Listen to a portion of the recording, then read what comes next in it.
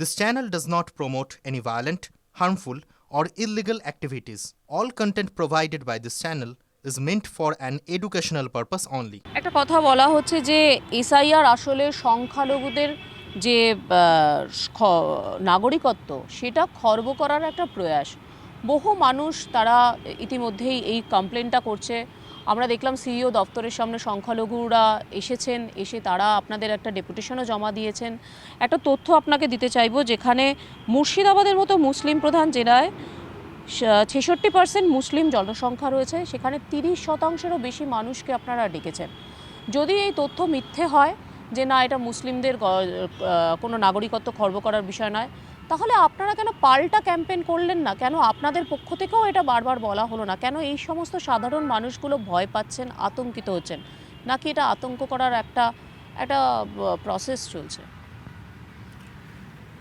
ধর্মের ভিত্তিতে নোটিশ দেওয়া হয়েছে এটা একেবারেই সত্য নয়। তার কারণ হচ্ছে যে ইলেকট্রাল রোলে কোথাও ধর্মের কোনো ইন্ডিকেশনই নেই, সুতরাং সেটা বেছে বেছে নোটিশ দেওয়া সেটা সম্ভব নয়, কারণ এটা একটা অটোমেটিক সিস্টেম। কিন্তু এটা ঠিক যে যেখানে যে জনগোষ্ঠী বেশি সংখ্যায় আছে সেখানে সেই জনগোষ্ঠী বেশি নোটিশ পাবে, কারণ তথ্যগত যে ভুলগুলো আছে বা যে সব ভুল বেরিয়েছে সেগুলো ন্যাচারালি সেটা গাণিতিক নিয়মেই তাদের ক্ষেত্রে বেশি যাবে। আমি উত্তরবঙ্গের যেমন মালবাজারে গিয়ে দেখলাম যে সেখানে বেশি এসছেন, নোটিশ পেয়েছেন প্রায় 80% হচ্ছে তারা ট্রাইবাল গ্রুপ। কুমারগ্রামেও একই অবস্থা, আলিপুরদুয়ারেও একই অবস্থা।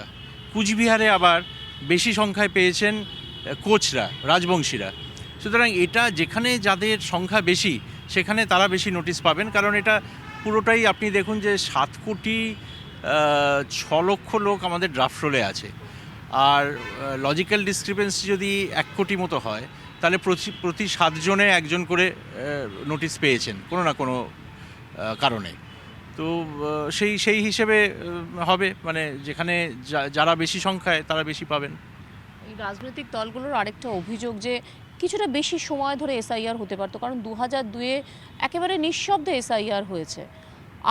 আপনিও বিভিন্ন জেলায় জেলায় গেছেন, আপনি নিজে ট্রাইবাল গোষ্ঠীদের কথাটা বুঝে তাদের কষ্টটা উপলব্ধি করে আপনি চিঠিও লিখেছেন যাতে তাদের কিছু সুরাহা দেওয়া হয়।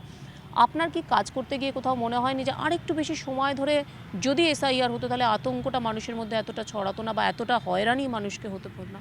হ্যাঁ, এটা তো আমি মনে করি যে আরেকটু সময় নিয়ে কাজটা করতে পারলে আরও জিনিসটা পরীক্ষা করে করা যেত, আর একটু চিন্তাভাবনা করে করা যেত, এটা নিঃসন্দেহে তাই।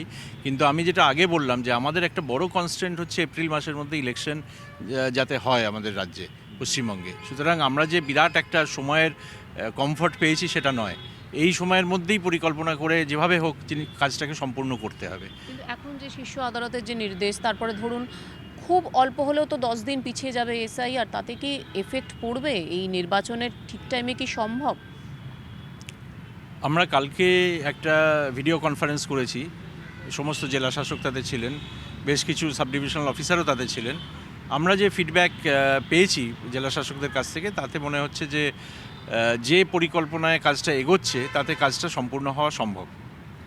এখনও যে পরিমাণ বাড়ছে অশান্তি, বিশেষত আমরা দেখলাম তৃণমূল কংগ্রেসের নেতা, বিধায়ক তারা পর্যন্ত গিয়ে এসআইআর নিয়ে বিভিন্ন ধরনের বক্তব্য রাখছেন। এই পরিস্থিতিতে সঠিক সময় এসআইআর কি আদৌ সম্ভব? আপনারা কি সুষ্ঠুভাবে চূড়ান্ত তালিকা প্রস্তুত করতে পারবেন এই ফেব্রুয়ারির মধ্যে?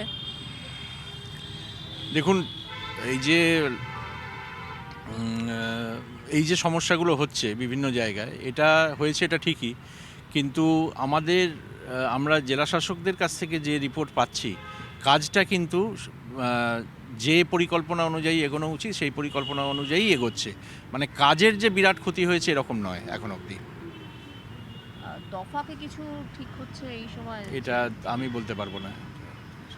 আরেকটা জিনিস জানতে চাইবো যে কোথাও গিয়ে কি আপনার মনে হয় যে এই যদি যে পরিমাণ উত্তেজনা চলছে চারিদিকে, সেটাতে আরেকটু কড়া হতে পারতো? কমিশন শুধুমাত্র কোথাও গিয়ে বলছে এফআইআর করুন, ইআরওদের বিরুদ্ধে এখনও পর্যন্ত স্টেপ নেওয়া হয়নি। সে ব্যাপারে আপনারা কি সরাসরি কোনো নির্দেশ দিতে পারতেন না? এত মাস কি লাগে? এখানে যে ডিসিপ্লিনারি পাওয়ার সেটা সম্পূর্ণ কমিশনের, এবং তারা যদি কোনো পাওয়ার চিফ ইলেকট্রাল অফিসারকে দেয় তাহলে চিফ ইলেকট্রাল অফিসার সেই কাজটি করতে পারেন। নর্মালি এটা ইলেকশন কমিশনই করে থাকে। তো সেজন্য আমরা এখানে যা যা ডেভেলপমেন্ট হয়েছে সেই ডেভেলপমেন্ট আমরা রিপোর্ট পাঠিয়েছি কমিশনের কাছে, এবং কমিশনের দায়িত্ব সেটা পর্যালোচনা করে মানে পদক্ষেপ করা।